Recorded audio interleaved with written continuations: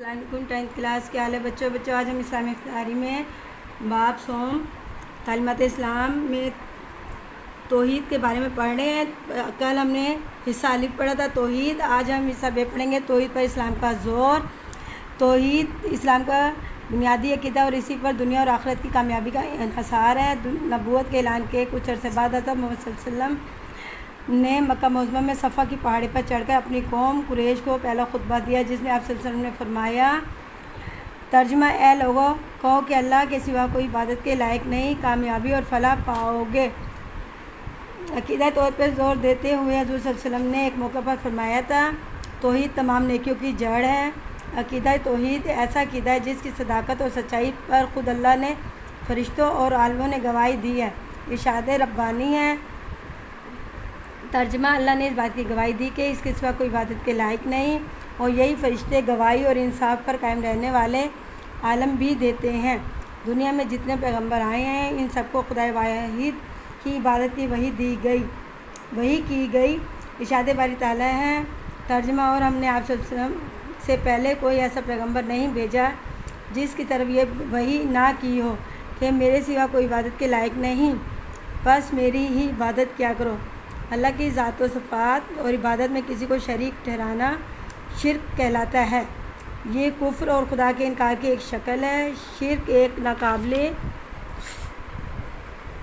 معافی جرم ہے۔ اللہ تعالیٰ انسان کی سب خطاؤں اور غلطیوں کو معاف کرتا ہے، لیکن جو شخص شرک کرتا ہے اسے کبھی معاف نہیں کرتا۔ اللہ تعالیٰ نے قرآن مجید میں فرمایا ہے، ترجمہ: بے شک اللہ یہ جرم نہیں بخشے گا کہ اس کے ساتھ کسی کو شریک کیا جائے، اور اس کے علاوہ اور گناہ جس کے لیے چاہے گا بخش دے گا۔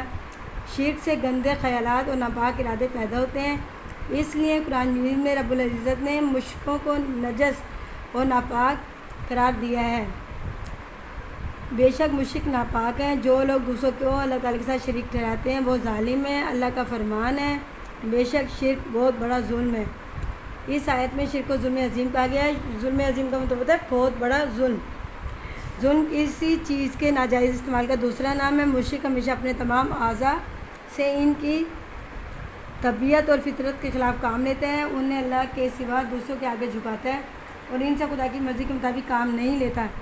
اس لیے خدا داد عطیات سے ناجائز کام لینے والا سب سے بڑا ظالم ہے، اور اپنے محسن کے احسانات بھلا کر اس کی اطاعت سے منہ موڑنے والا اور اس کی دی نعمتوں سے اس کے احکام کی خلاف ورزی کرنے والا سب سے بڑا باغی ہے۔ باغی کہتے ہیں جو بغاوت کرتے ہیں، اس لیے مشرک کی بخشش نہیں ہوگی۔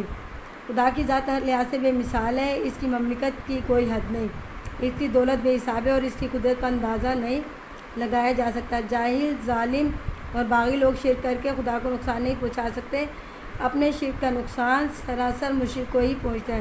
مشرک چونکہ اپنی عقل سے صحیح کام نہیں لیتا، اس لیے زندگی کے ہر میدان میں گمراہی اس کا حصہ بن جاتی ہے، اور وہ کائنات میں فساد اور ظلم کا داعی یا مددگار بن جاتا ہے، اور یوں اپنی زندگی خود اپنے لیے جہنم بنا دیتا ہے اور آخرت بھی خراب کر بیٹھتا ہے۔ بچوں، آپ نے توحید پر اسلام کا زور اچھی طرح یاد کرنا ہے۔